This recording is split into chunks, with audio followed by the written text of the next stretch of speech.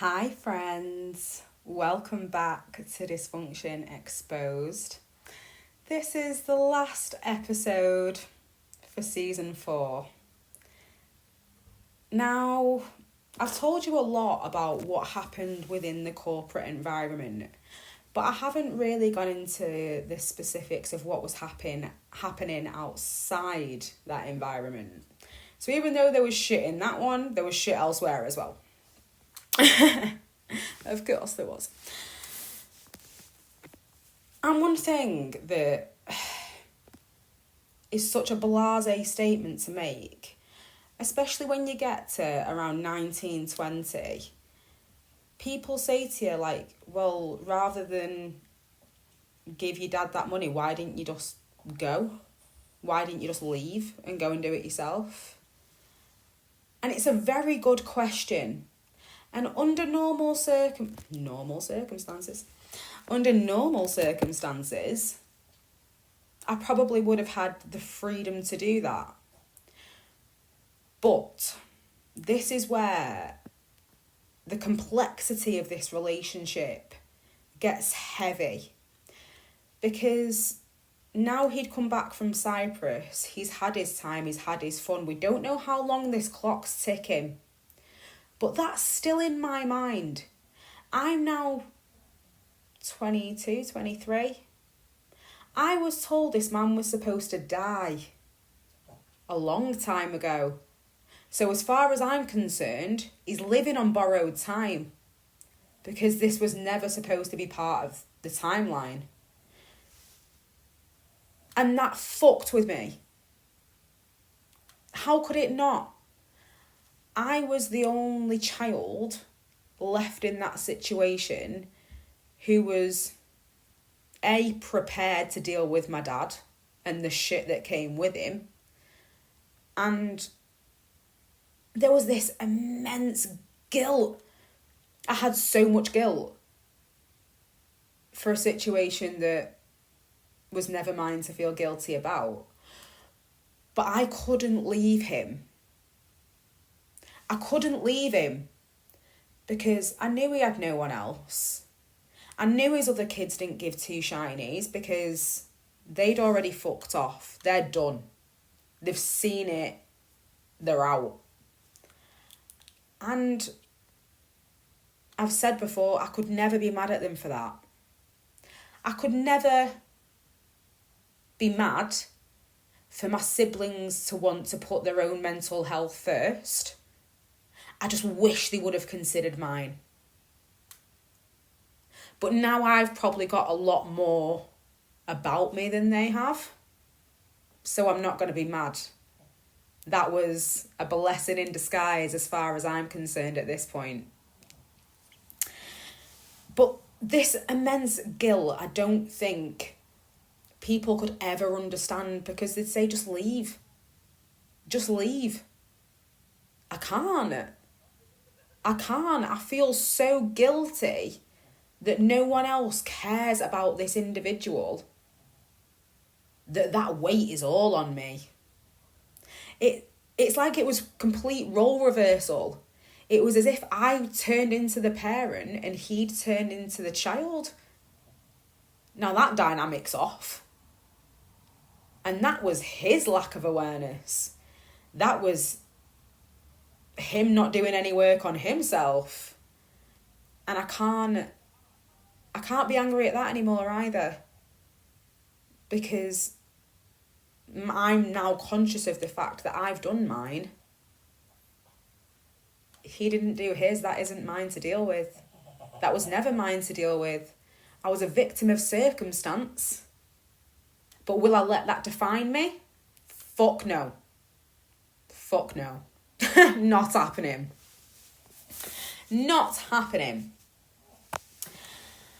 And whilst I was in this job, bear in mind the last thing we heard from old mummy dearest was when she took my sister to go travelling. As you'll remember, last season I told you about my mum taking my sister around the world on this extravagant gap year. council estate motorbikes. If you can hear that in the background, I'm sorry. That is the reality. So she'd taken my sister on this extravagant gap year, and when she came home after that year, she moved to Kent, where she shacked up with another man, and I vaguely knew what was happening, but I didn't communicate with her. We didn't speak for about 7 or 8 years. But whilst I was in this office job, peekaboo, mummy's home. Here we go again. Here we go again. And because I am a child to this individual, what do I want? I just want this woman's love. She's incapable, but that's a different story. But she pops back up, and it's like, hi, knock, knock, I'm back. And I'm overjoyed. And I look back now and I think that was the wrong fucking reaction to have. But I see why I did that, because I was yearning. Who doesn't want to be loved by the mum? Who doesn't want that relationship? So I'm a bit older and I'm a bit wiser, and I think, okay, maybe we can try this again. It might be different. It might not be, but at least I try. I'd rather try and fail than not fucking try at all. And she's been through her own shit at the southern end of the country, and she's toddled back home to her parents. The complexity of my family is madness. But she had a very turbulent relationship with her parents as well. So for her to run straight back into the arms of people who did not respect her, they didn't even like her as an individual. And she knew that.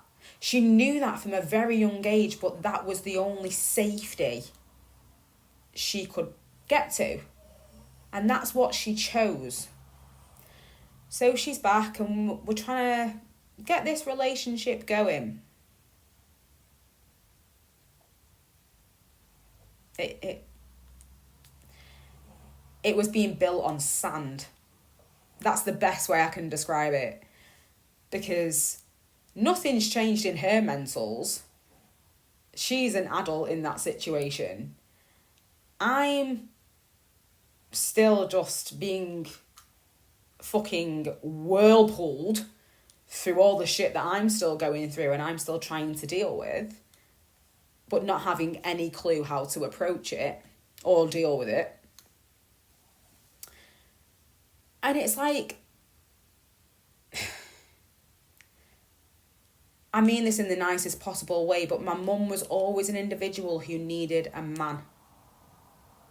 And I think that's why I'm so strong on my opinion of it now. Like, I will only accept a man into my life if you prove that you can give me everything I can already give myself. And that's not materialistic in the fucking slightest. That's from a soul perspective. That's from a mental, intellectual perspective. If you're not going to keep me mentally entertained, you're redundant. And it won't work. And I can stand on my ones and say that now. And I almost feel bad that she was always trying to find those pieces of herself that she could never figure out on her own in different men. And that was how it was going to be for her. That was the way she dealt with it. And that's not my place to judge. I'm not passing judgment. I'm just trying to give an accurate representation of who this person is. So she shacked up with another guy who was living in a pub after she'd fallen out with the parents, after about a year of being there. That came to blows because they didn't like each other. Even though time's gone on, all that trauma's still sat there, and as soon as you get a trigger, you're going to fucking blow. Of course you are. Because nothing's been resolved. Nothing's actually been resolved. We're telling ourselves we'll agree to disagree, but no one's taking accountability. How is that a resolution? It's not. So she's in this pub with this guy, and I've got my driving licence at this point. And so's she. She's always had a driving licence. She's always had a car. Did she bother to come and see me? No. Was I always the one chasing her? Yes. And now I can see that power balance, that dynamic. Really? Really? You were happy to let your daughter chase you? Like this was some cat and mouse game you were playing with one of them blokes? I'm your fucking daughter. This is different. Or it should have been. But that's by the by. But I'm still going to her. I'm still chasing. I'm still trying to get this validation from a woman who didn't deserve a fucking second of my time. But that was my insecurity. That was me still holding on for a nice, happy outcome. But I can only be as happy as they're going to let themselves be too. And if they haven't worked through their shit, they're never going to understand yours. Because how could they? You can't see outside yourself. So how could you ever have a depth of what is actually going on, how you made that individual feel and vice versa? You can't. But as a mother to a daughter, that should just happen. She should be leading the child rather than the child running to her, Mum, please love me. Pew! Mind fucking blown. Blown that I ever allowed myself to do that. And you know what's even more sad? It's not the only time. But we'll get further into that as time goes on. Because it's all intertwining. Everything's going on at once.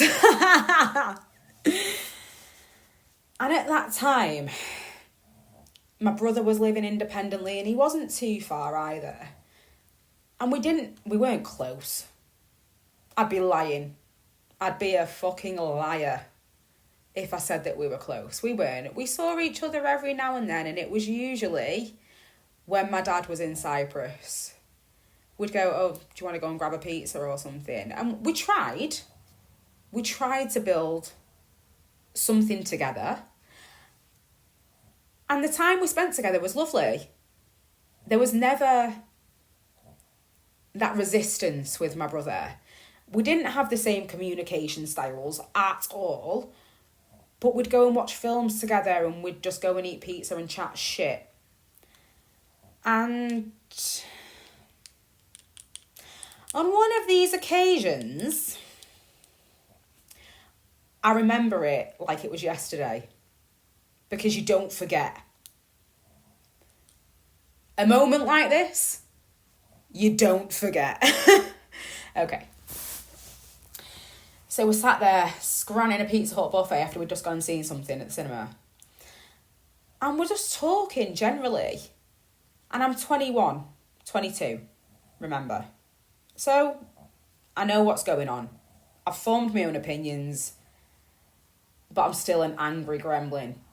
Underneath it all, as much as I tried to give off this light-hearted, heart on my sleeve kind of persona, it was just bitter. And it was raw.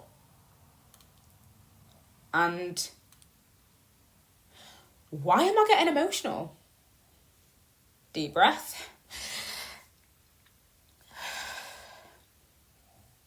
Okay. On this occasion, he just blurted out of nowhere, "Oh yeah, we've got another brother and sister, you know."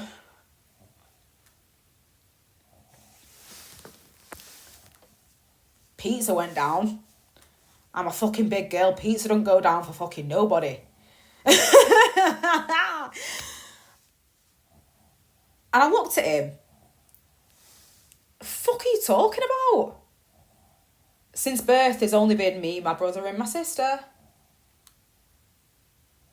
So I'm like, would you care to fucking elaborate, sir? Because this is the first time I'm hearing it. And he said to me,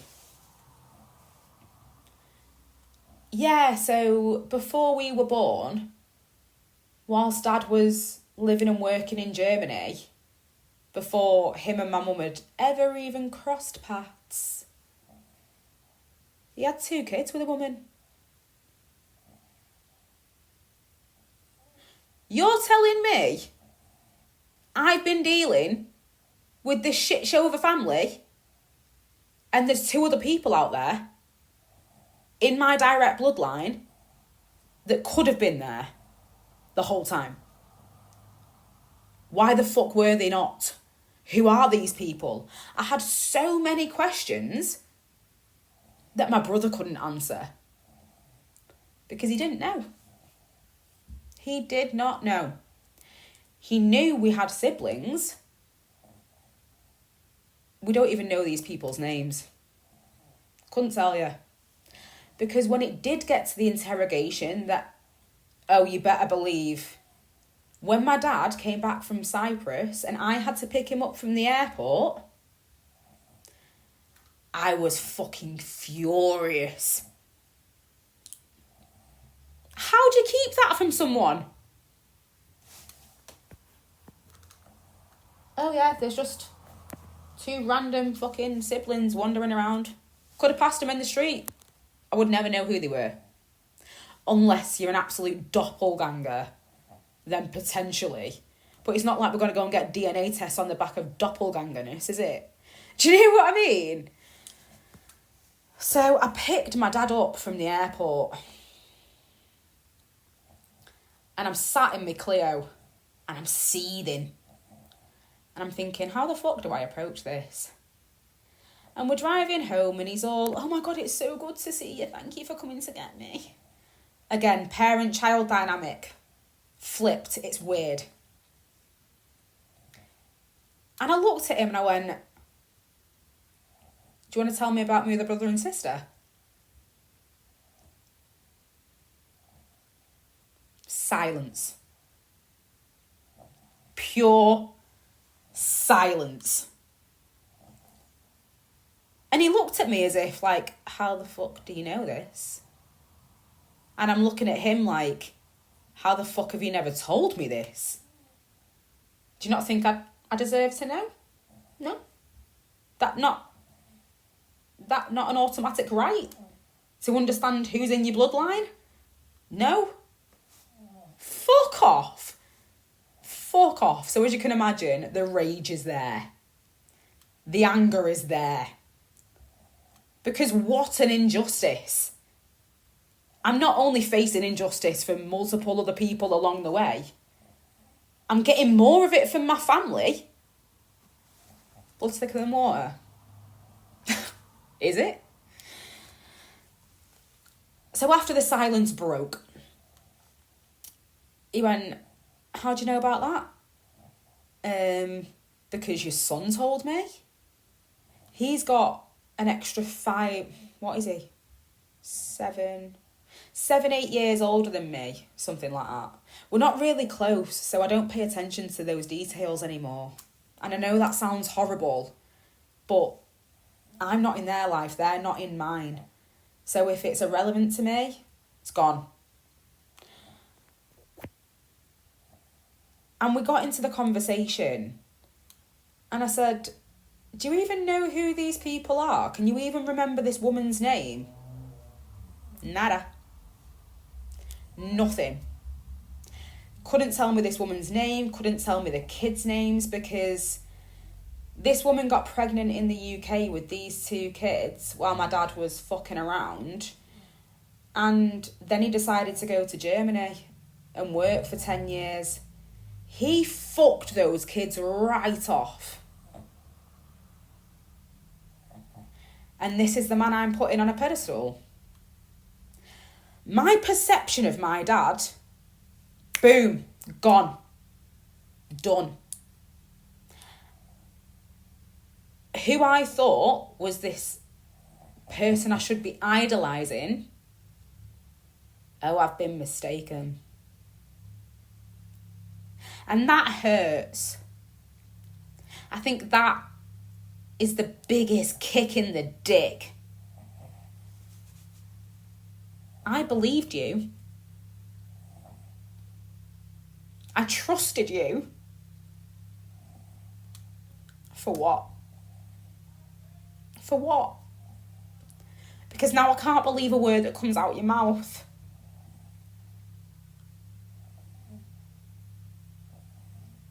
And it's just another example to add to the list of people fucking me over. And it's not because they're doing it intentionally. They think they're doing me a favour. That isn't a favour. That's you hiding your own guilt for what you did and replacing it with a nice, fresh new family that fell apart in a matter of years. As a grown-ass man, you didn't ask yourself why? That makes no sense to me. That makes absolutely no sense to me. So even though I'm feeling all this guilt for this man who I see for what he is, now I fucking see for what he is, I'm not going to idolise that man. Why am I sticking around and putting my life on hold through pure guilt that this man is going to be on his own? He chose that. Oh, he fucking chose that. He made his bed. Why am I lying in it? So I decided I was going to put my college education to use. I'd always wanted to leave the country. I knew the UK wasn't where I needed to be.